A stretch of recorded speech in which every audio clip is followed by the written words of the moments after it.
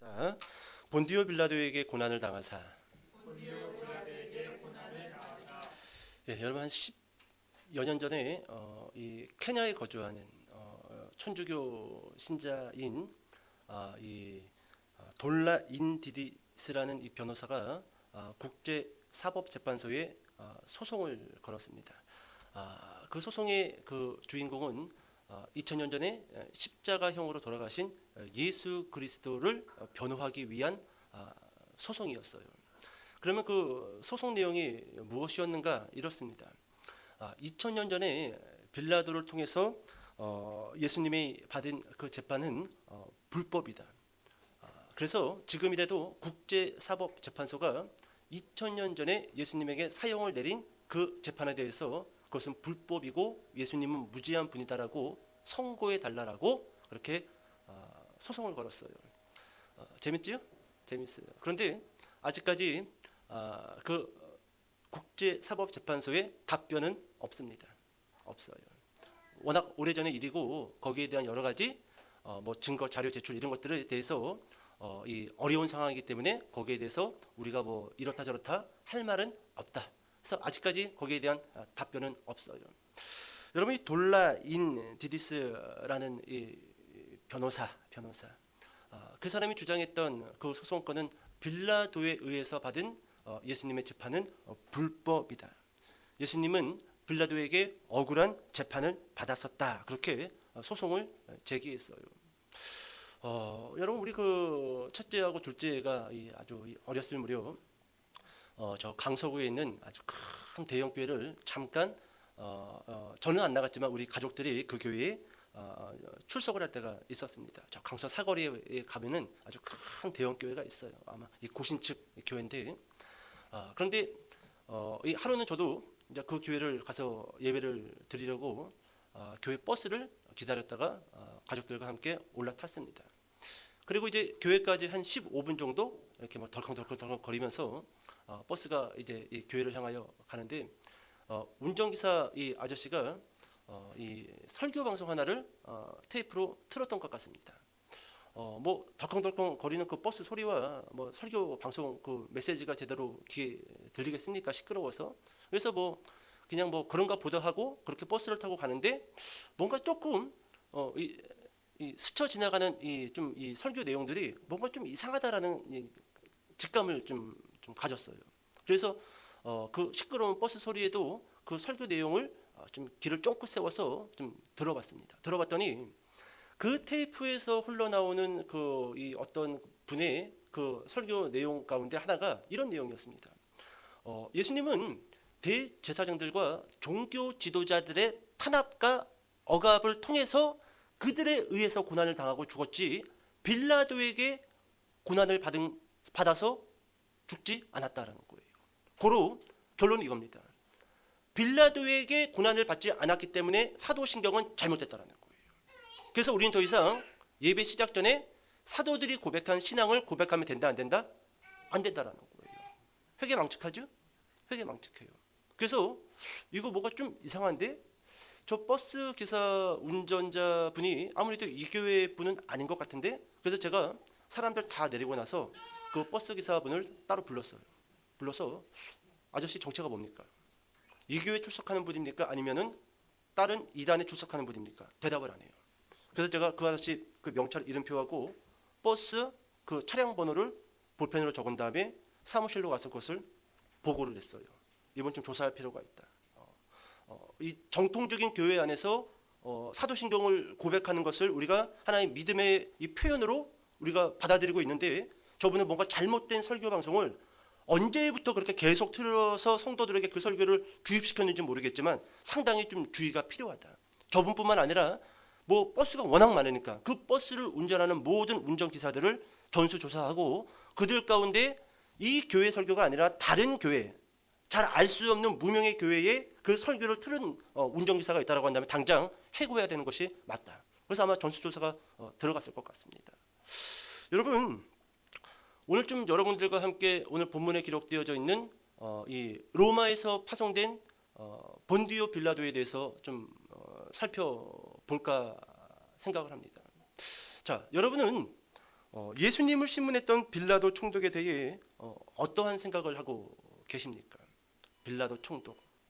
우리가 항상 이 사도신경 가운데 본디오 빌라도에게 무엇을 받으사? 고난을 받으사. 여러분 근데요, 실제로 우리가 사복음서나 성경을 보잖아요. 그러면 여러분 본디오 빌라도는요, 예수님을 재판하고 신문하는 중에 여러 번 예수님이 무죄하다라는 것을 알았을까요? 몰랐을까요? 알았어요. 그리고 알았을 뿐만 아니라 예수님을 석방하려고 노력을 했어요, 안 했어요? 했지요? 그래서 여러분 이 사도신경을 우리가 이 고백을 하면서 본디오 빌라도에게 고난을 받으사, 여기에 대해서 조금 깨어있는 분들은 이게 과연 맞는 신앙 표현인가? 그런 의문을 던지는 정통교회의 이 성도들도 여러 있다라는 것입니다. 자, 그러면 먼저 우리가 좀 빌라도에 대해서 말씀을 좀 살펴보기 전에 빌라도의 양력을 잠깐 설명해 드리고 본문에 들어갔다가 여러분들 눈이 한 3분의 1좀 내려올 무렵에 딱 끝낼게요. 깜짝 놀랄 정도로, 깜짝 놀랄 정도로. 저희 교회는 주무시는 분들이 없어요. 왜요? 더 빨리 끝나 설교가. 주무시기 전에. 자, 여러분 빌라도의 양력. 여러분 빌라도는 AD 26년에서 36년, 그러니까 10년 동안 유대와 이스라엘 땅을 로마에서 파송한 제5대 총독입니다. 몇 대요?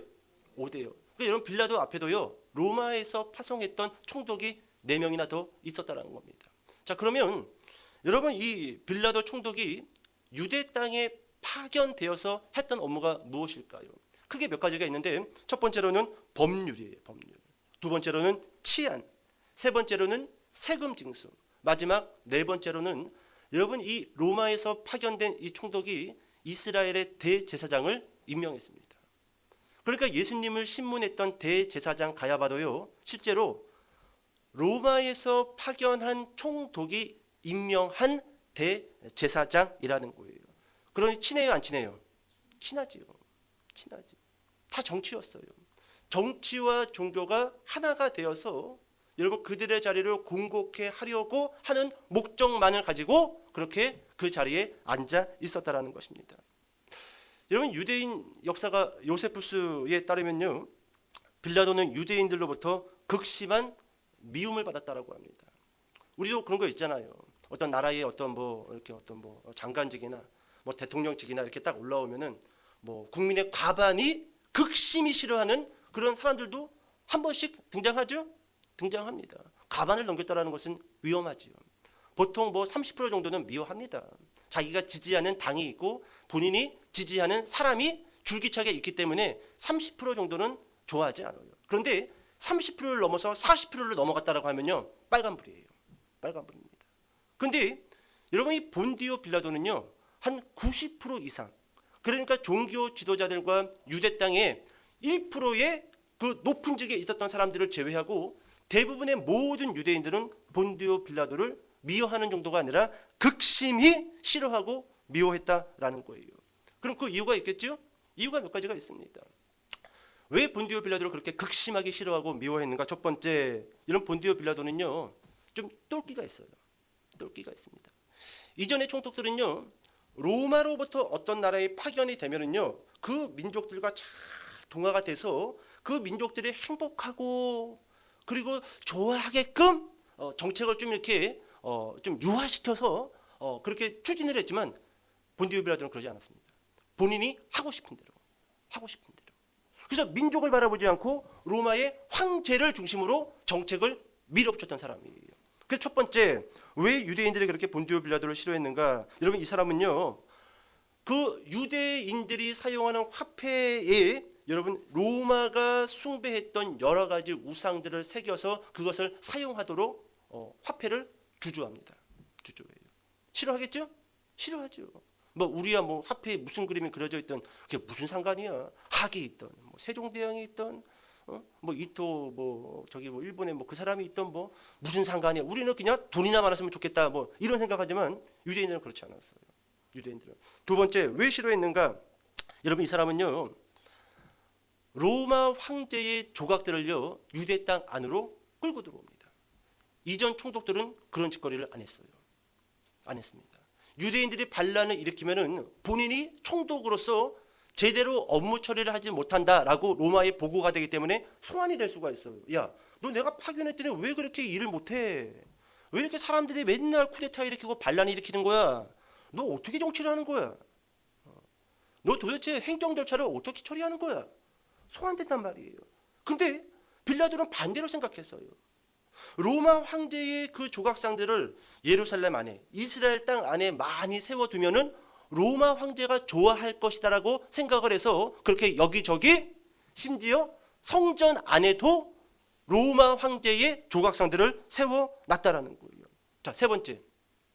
여러분, 이 이전의 총독들은요, 이스라엘 땅까지는 로마 군인들이 주둔했지만 예루살렘 성 안으로 로마 군인들 주둔시키지 않았습니다. 근데 빌라도는 달라요. 예루살렘 성 안에까지 로마 군인들을 주둔시켰어요. 이 일로 인해서요, 얼마나 많은 유대인들이 항전을 벌이고 싸우고 죽고 다치고 심각한 유혈 사태가 벌어졌다라는 거예요. 그런데도 본디오 빌라도는 물러섰을까요? 물러서지 않습니다. 자, 네 번째. 로마가 섬겼던 수많은 우상들과 신, 여러분 그 신의 조각들을 황금 방패에다가 새긴 다음에 여러분 본디오 빌라도는 이렇게 명령합니다. 성전에다가 그 황금 방패를 걸어둬라. 옆에다가 쫙 멋지게. 우리 영화 같은 거 보면은 막 이렇게 다 궁전에 들어갈 때 좌우에 막 이 방패하고 칼이 막 X자로 걸려 있는 그런 모습들 있잖아요. 근데 본디오 빌라도는 그것을 아니 본인 집에다가 걸어놓지 성전에다가 여러 가지 신들의 우상이 새겨져 있는 황금 방패를 성전 안에 걸어두라라고 그렇게 명령을 내렸다라는 거예요. 마지막. 여러분 본디오 빌라도가 유대 총독으로 있을 때 로마 군인들이 성전에 기습해서요 예배 드리고 있는 유대인들을 대량 학살해 버립니다. 완전히 짓밟아 버려요. 여러분 그래서 90% 이상의 유대인들은 본디오 빌라도 총독을 아주 극심하게 싫어하고 미워했다라는 거예요. 자, 근데 여러분 오늘 본문으로 돌아와서 빌라도와 예수님의 관계에서 본디오 빌라도에게 고난을 당하사 이 부분만을 떼고 생각했을 때 과연 본디오 빌라도는 우리가 생각하는 것만큼 예수님의 그 십자가 사건에서 나쁜 사람인가? 아니면 우리가 의도적으로 이 사람을 나쁜 사람으로 몰고 가는 것은 아닌가? 좀 생각해 보자라는 거예요. 여러분 말씀 하나만 찾아볼까요? 마태복음 27장 19절입니다. 마태복음 27장 19절.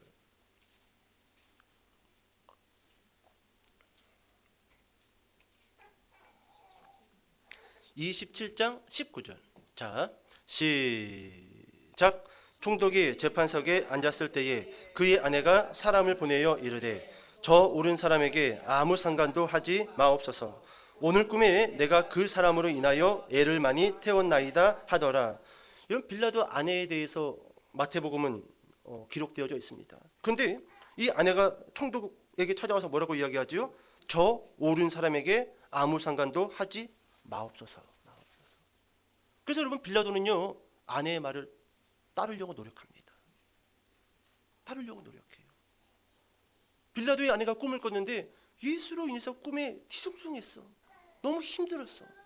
그래서 될 수 있으면 여보 저 사람에 관련된 여러 가지 사건들이 있다고 해도 그냥 더 이상 깊이 관여하지 마.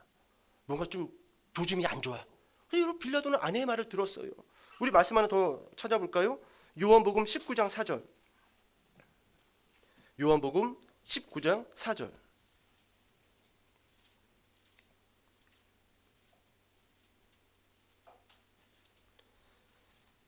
자, 시작.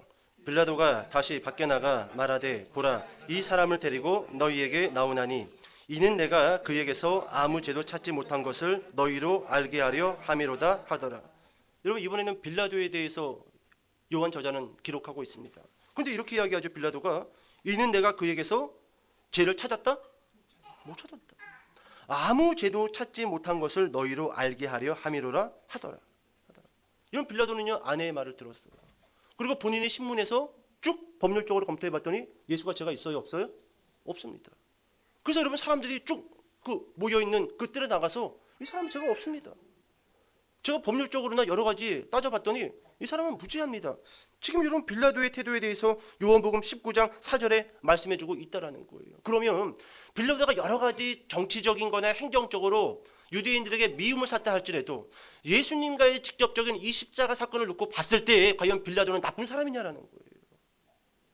그 설교 방송처럼 정통 기독교가 사도신경에 맞지도 않은 본디오 빌라도에게 고난을 받으사를 매 예배 시간 시작 때부터 그렇게 중얼중얼 사도신경은 잘못됐기 때문에 하면 안 된다. 여러분 그 방송이 맞냐라는 거예요. 맞냐라는 거예요. 맞으면 우리도 사도신경을 안 해야겠죠. 맞으면은. 사도신경이 잘못된 거라고 한다면 우리도 안 하든지 고치든지 아니면 빌라도에게 고난을 당하사를 빼고 우리가 신앙 고백을 해야겠지요. 이건 중요한 문제라는 겁니다. 중요한 문제라는 거. 사도신경에 기록되어져 있는 본디오 빌라도에게 고난을 받으사.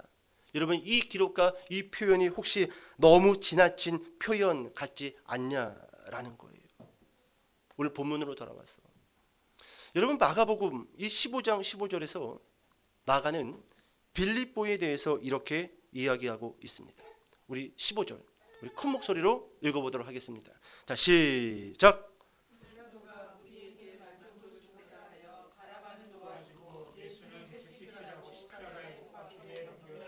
아멘, 아멘.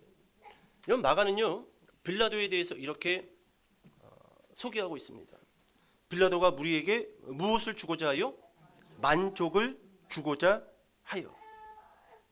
이런 마태와 요한복음의 그 기록만을 떼어서 본다라고 한다면 빌라도는 정말로 사도신경의 고백처럼 여러분 예수님에게 고난을 주었던 주동자라기보다도 여러분 이 사람은 여러 번 예수님을 놓아주려고 했고 심지어 몰려온 그 군중 앞에서도 예수님은 무지하다라고 그렇게 말했던 인물이라는 거예요.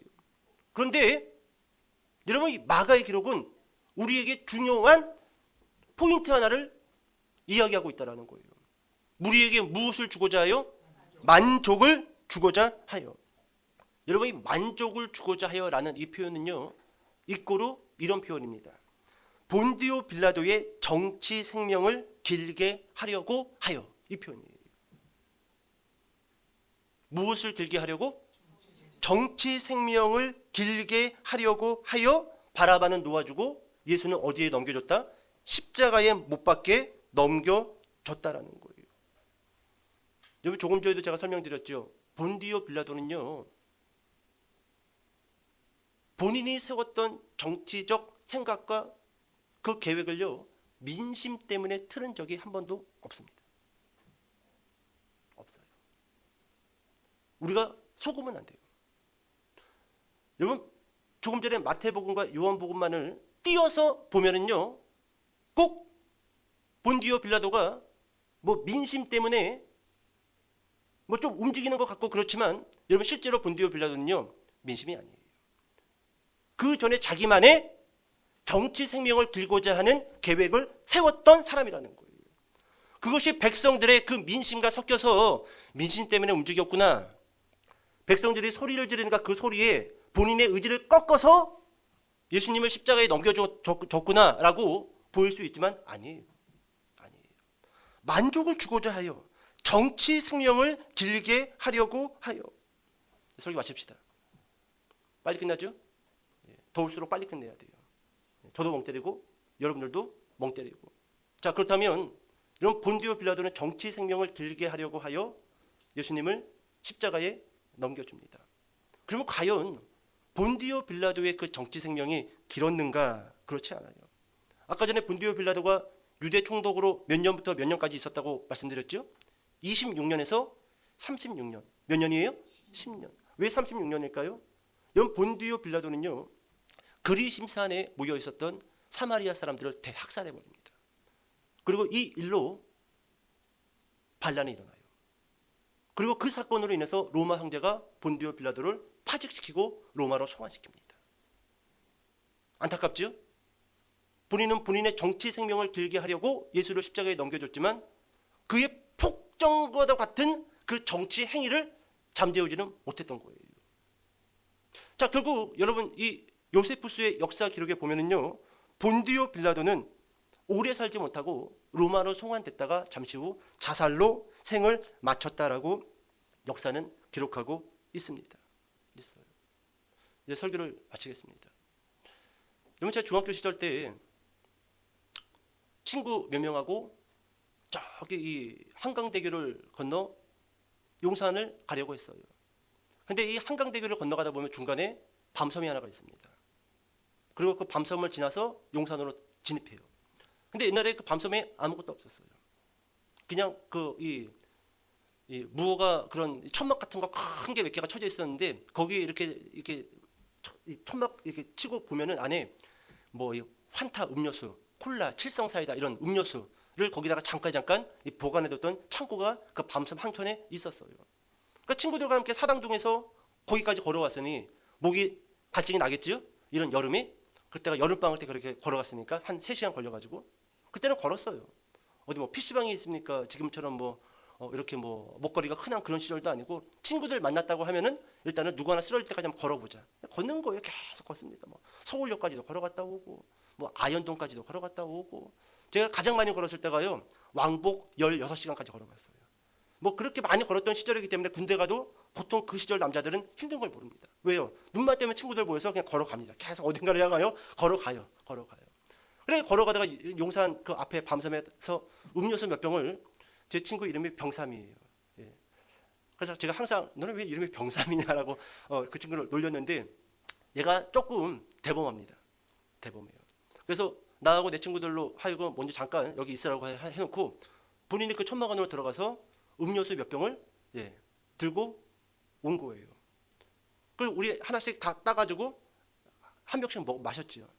그러더니 용산 찍고 다시 또 돌아오다가 또 병삼이가 또 아까 먹었던 그 음료수가 또 생각났는지 또 잠깐만 기다리라고 해놓고 천막에 들어갔다가 사장님한테 붙잡혔습니다. 기다려도 안 와.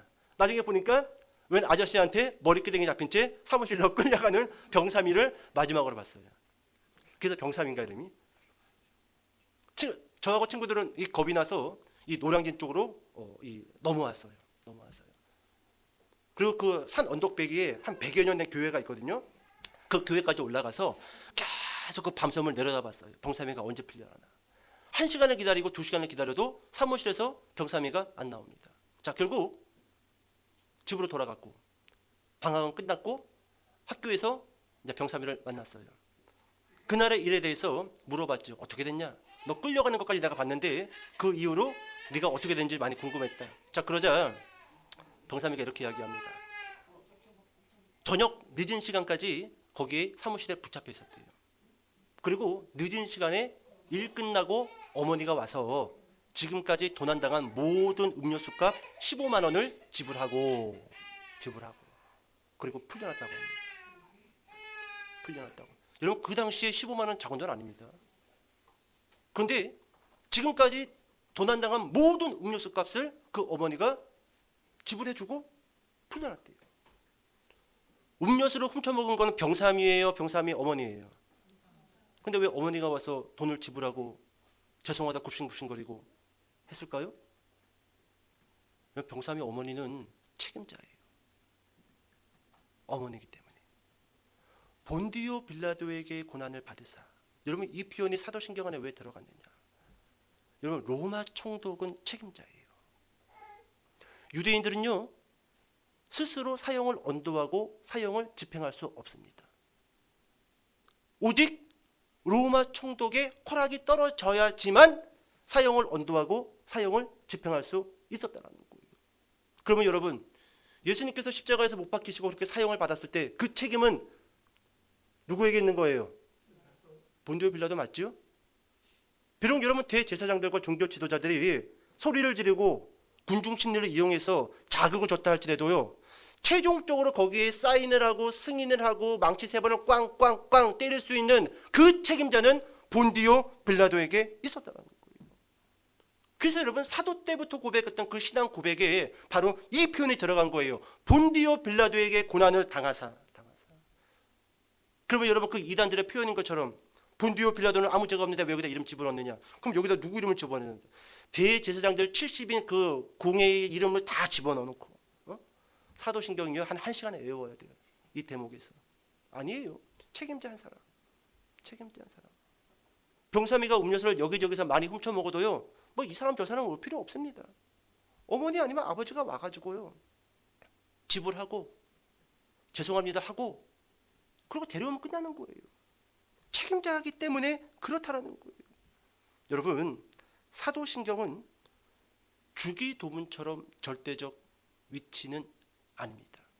하지만 여러분, 사도신경은 예수님을 믿는 사람들에게 있어서 아주 중요한 신앙 고백이라는 거예요. 여러분, 이단들은요, 자기들의 그 교리를 합리화시키기 위해서 딱 두 가지를 건듭니다. 이건 기억하세요. 첫 번째가 삼위일체예요. 왜요? 우리 교주가 하나님이든지 예수님이든지 성령님이기 때문에 삼위일체를 깨야 돼요. 그리고 깬 다음에 거기다가 우리 교주의 이름을 집어넣어야 됩니다. 첫 번째 건드리는 게 삼위일체예요. 두 번째 무엇을 건드릴까요? 따라해 봅시다. 사도신경. 그렇습니다. 사도신경을 깨야지 자신들의 그 교리에 맞게끔 신앙 고백을 수정할 수 있다라는 거예요. 자, 오늘 우리 이 본디오 빌라도 유대인들에게 만족을 주고자 하여 정치 생명을 길게 하려고 하여, 여러분 15절 말씀 다시 한번 읽어볼까요? 맨 처음에 단어가 뭐지요? 빌라도. 맨 끝에 단어가 뭐지요? 넘겨주니라. 여러분, 중간에 말씀을 다 지워도요 간단합니다. 첫 번째 단어, 맨 끝에 단어, 빌라도가 넘겨주니라. 무엇 때문에요? 정치 생명을 길게 하고자 하여. 여러분, 우리가 지난 목요일 날 요한계시록 22장까지 다 목요 성경 통독반에서 마쳤어요. 몇 달에 걸쳐서 요한계시록을 한 주에 한 장씩, 길게는 두 장씩 그렇게 보면서 훑어봤습니다. 새 예루살렘과 그리고 신천지가 도래합니다. 새하늘과 새 땅이. 자, 그런데 새하늘과 새 땅이 이 땅 가운데 임할 때요, 사라지는 것 가운데 몇 가지가 있어요. 첫 번째, 음녀. 두 번째, 거짓 선지자. 그리고 세 번째, 바다입니다. 바다. 여러분, 요한계시록에서는 바다라는 단어가 자주 등장을 합니다. 바다는 무엇을 뜻하는가? 우리 강신복 집사님 엄청 잘 알고 있어요. 바다가 뭐지요? 집사님? 사단. 또 바다, 무역, 경제. 그렇죠. 바다는 사단의 근원지이면서 왜 근원지인가? 바다를 통해서 무역을 했다라고 해서 그 시대의 바다는 경제예요. 경제. 여러분, 이 바다, 경제, 그리고 666은 여러분 같은 의미로 쓰입니다. 여러분, 뭣도 모르는 사람들이 자꾸 666을 뭐 찍고 무슨 뭐 베리칩을 심고, 아니에요. 666을 받지 못하면 요한계시록에서 뭐라고 이야기하지요? 매매 활동을 할 수 없다. 경제입니다. 그래서 여러분, 이 666이 정확히는 모르지만 뭘 찍은 게 아니에요. 성령의 인침받은 사람들도 그 맞박에 인침받으면 찍혔다라고 요한계시록을 이야기합니다. 그럼 눈에 보여요? 성령의 인침받은 게? 마찬가지예요. 666도 눈에 보이는 바코드나 무슨 뭐 베리칩을 심는 게 아니에요. 제가 해석했을 때는 이렇습니다. 온전하진 않지만 경제 활동에 찍힌 자들이에요. 경제 활동으로 인해 가지고 예배를 단절해 버린 자들입니다. 예수님과 하나님과 그 신앙 고백보다도 돈 버는 일에 더 집중하는 사람들이에요. 그래서 예배를 끊어버리는 사람들, 기도 시간을 잘라버리는 사람들, 이게 여러분 바다예요. 근데 그 바다가 사라진다라는 거예요. 이 바다가 사라진다라는 것은 너희 경제하지, 경제 활동에서 더 잘 먹고 잘 살려고 예배 횟수를 줄여가고 기도 시간을 줄여가고 말씀 있는 시간을 줄여가고 하면서 경제하지, 새하늘과 새 땅이 임하는 그날 그 바다는 사라질 거라는 거예요. 경제는 사라질 거라는 거예요. 여러분, 지금 많은 사람들이 경제, 돈 때문에 중리산이 합니다. 근데 아니에요. 믿는 사람들은 믿음으로, 신앙 고백으로 그 먹고 사는 문제 뛰어넘어야 돼요. 뛰어넘어서 하나님께서 그것을 뛰어넘을 때 어떻게 나에게 응답해주고 우리 가족을 어떻게 인도하시는지를 경험하셔야 돼요. 경험하셔야 돼요. 이게 요한계시록에서 계속 강조하는 거예요. 그리고 이기는 자들, 그 경제 원리에서 이기는 자들, 물론 여러분 그럼으로 인해서 교회가 가난해질 수도 있을 겁니다. 성도들이 가난해질 수는 있을 거예요. 하지만 이기는 자는 반드시 승리하리라. 승리하리라. 이겨야 돼요. 이겨야 돼요. 마지막 이야기 하나만 더 하고 마칠까요? 미안해요. 여러분, 요즘에 좀 알게 된 분이 하나 있어요.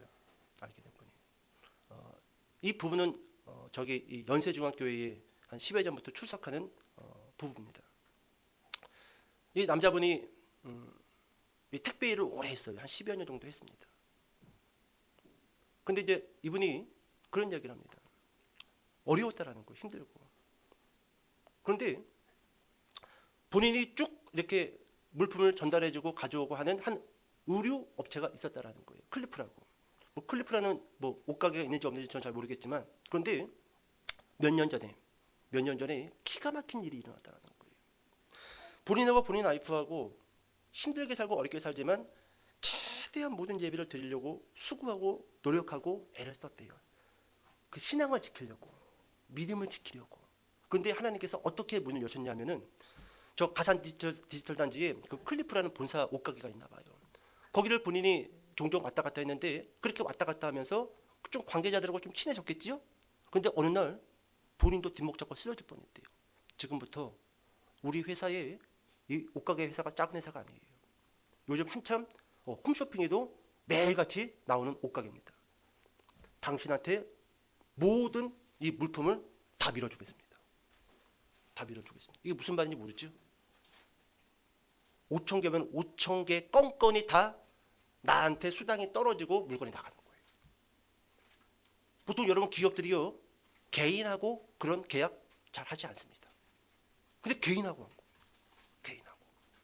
그래서 여러분 이 두 부부가 지금 저기 한 택배사 2층 물류센터 거기다가 한 50m, 70m 될까요? 물류창고가 거기에 옥시계 그 박스가 꽉 차여 있는데 그게 다 택배로 누구 이름으로 나가는 걸까요? 그 사람 이름으로 나가는 거예요. 그 사람 이름으로. 너무너무 감사하대요, 하나님한테. 하나님이 이렇게 길을 여실지 몰랐다라는 거예요. 근데 내가 그분 이야기를 가만히 들어보니까 그거예요. 힘들고 어려워도 먹고 사는 문제 때문에 예배를 등한히 하고 이런 일들에 대해서는 좀 결단을 했대요. 그랬더니 하나님께서 이렇게 길을 열었다라고 그분이 고백을 하더라고요. 고백을 하더라고요. 오늘 여러분 본디오 빌라도를 보세요. 만족을 주고자 해요. 본인의 그 위치를 더 공고히 하고 본인의 정치 생명을 더 길게 하고자 했더니 길어졌어요, 짧아졌어요? 형편없이 짧아졌죠. 우리도 마찬가지예요. 우리도 여러분 이 믿음, 이 신앙 고백을 가지고요, 이 모든 경제의 원리로부터 어떻게 해야 될까요? 뛰어넘어야 돼요. 뛰어넘어야 됩니다. 그럴 때 여러분 하나님께서 인도하시는 그 은혜를 우리가 경험할 수 있게 된다는 거예요. 오늘 여러분 이 사도신경에 기록되어져 있는 이 신앙 고백들, 이것이 단순히 고백되어지고 경험되어지는 것을 뛰어넘어서 삶의 이유와 목적이 되시기를 주님의 이름으로 축복합니다. 기도하겠습니다.